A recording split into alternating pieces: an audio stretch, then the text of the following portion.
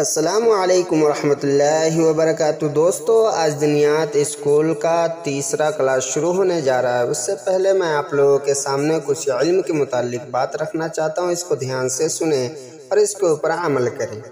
اسلام دین فطرت ہے اور زندگی گزارنے کا مکمل ضابطہ ہے۔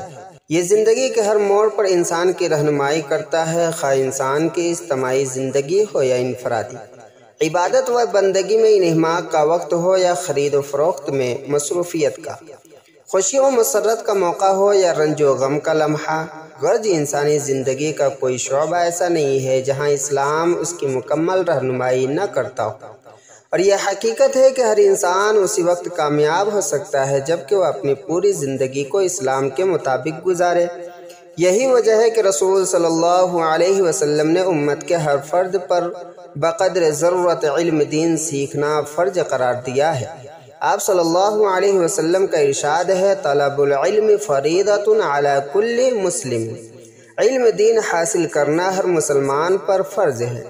نیز آپ صلی اللہ علیہ وسلم نے علم دین کے اساتذہ و طلباء کو امت کا سب سے بہتر طبقہ قرار دیا ہے۔ ارشاد ہے، خیرکم من تعلم القرآن وعلمہ، تم میں سب سے بہتر وہ شخص ہے جو قرآن کو سیکھے اور سکھائے۔ اس کے ساتھ ہی آپ صلی اللہ علیہ وسلم نے اہل علم پر نہ جاننے والوں کو علم دین سکھانے کی ذمہ داری بھی ڈالی ہے۔ آپ صلی اللہ علیہ وسلم کا ارشاد ہے، تعلموا العلم وعلموہ الناس، علم سیکھو اور لوگوں کو سکھاؤ۔ چنانچہ صحابہ کرام رضی اللہ عنہم اجمعین کے زمانے سے ہی ہر دور میں علماء کرام اور مصلحین امت نے لوگوں کو علم دین سکھانے کی بھرپور کوششیں کی اور اس کی ترویج و اشاعت میں بے مثال قربانیاں دیں۔ انہی کی قربانیوں کا نتیجہ ہے کہ آج دین صحیح شکل و صورت میں ہمارے پاس موجود ہے اور ہماری زبانوں پر اللہ اور اس کے رسول کا نام جاری ہے۔ فجزاہم اللہ عنا وعن جمیع المسلمین، اللہ تعالی ہماری ہر طرف سے اور تمام مسلمانوں کی طرف سے انہیں بہترین بدلہ عطا فرمائے، آمین یا رب العالمین۔ مگر ہمارے لیے یہ بات بڑی قابل غور ہے کہ ہماری نسل اس دین پر کس طرح ثابت قدم رہے، اللہ اور رسول صلی اللہ علیہ وسلم کے احکام پر کیسے عمل پیرا ہو۔ ظاہر ہے کہ اللہ کے عام ضابطے کے مطابق دین محنت اور جد و جہد سے زندہ اور باقی رہتا ہے۔ اگر ہم محنت اور جد و جہد کریں گے تو ہمارے نسلوں میں دین باقی رہے گا، لہٰذا اپنے اور اپنی نسل کے دین و ایمان کی فکر کرنا اور اسلام کی تعلیمات اور ہدایت پر عمل پیرا ہونے کی کوشش کرنا ہمارا دینی و عملی فریضہ ہے۔ آج کے اس دور میں اس اہم فریضے کی تکمیل کے لیے ایک آسان اور مؤثر ذریعہ وہ ہے جس کو ہمارے اکابر اور امت کے فکر مند حضرات نے مکاتب و مدارس کی شکل میں جاری کیا ہے۔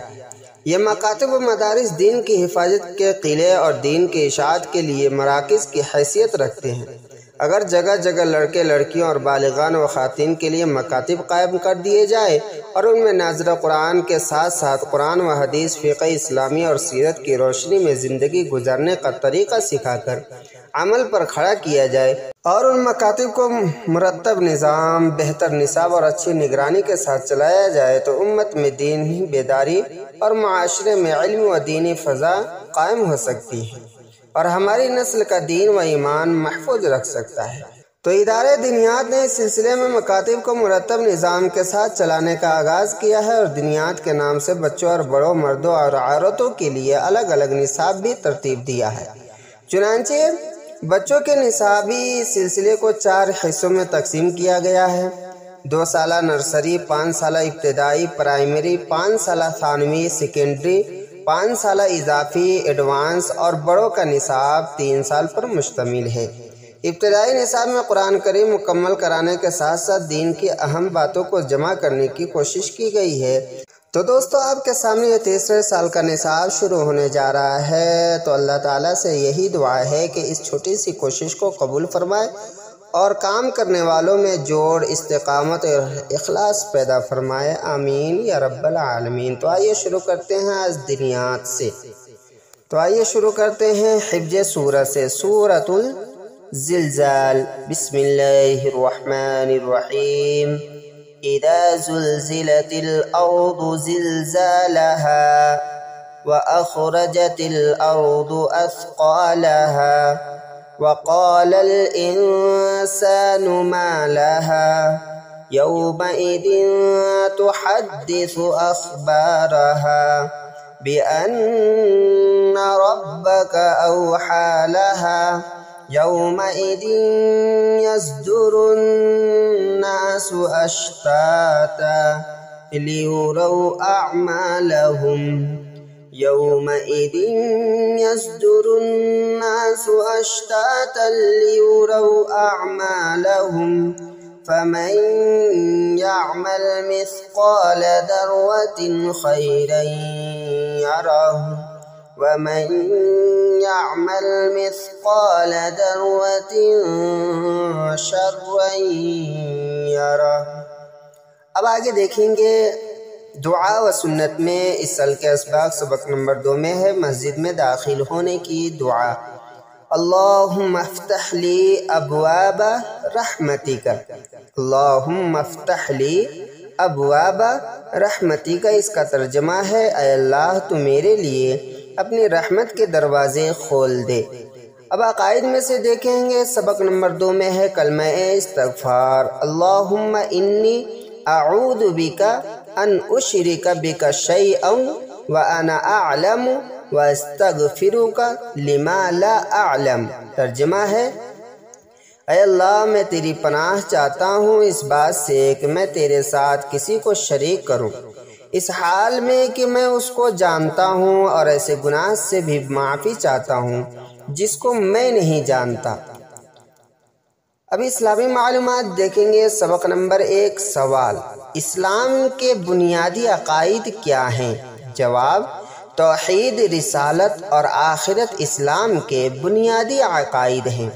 سوال ہے توحید کا کیا مطلب ہے؟ جواب ہے توحید کا مطلب اللہ تعالیٰ کو ایک ماننا ہے۔ سوال ہے رسالت کا کیا مطلب ہے؟ جواب ہے رسالت کا مطلب حضرت محمد صلی اللہ علیہ وسلم کو اللہ کا رسول ماننا ہے۔ سوال ہے آخرت کس کو کہتے ہیں؟ جواب ہے مرنے کے بعد جو زندگی شروع ہوتی ہے اس کو آخرت کہتے ہیں۔ سوال ہے بنی اسرائیل کے سب سے آخری نبی کا نام کیا ہے؟ جواب میں ہے بنی اسرائیل کے سب سے آخری نبی کا نام حضرت عیسیٰ علیہ السلام ہے۔ سوال ہے کس نبی نے ماں کی گود میں بات کی؟ جواب ہے حضرت عیسیٰ علیہ السلام نے ماں کی گود میں بات کی۔ اب آئیے عربی میں سے پڑھیں گے سبق نمبر 1 عشراتن، دہائیاں۔ عشراتن مانے 10، عشرون مانے 20، ثلاثون مانے 30، اربعون مانے 40، خمسون مانے 50، ستون مانے 60، سبعون مانے 70، ثمانون مانے 80، تسعون مانے 90، مئتن کے معنی ہوتا ہے 100۔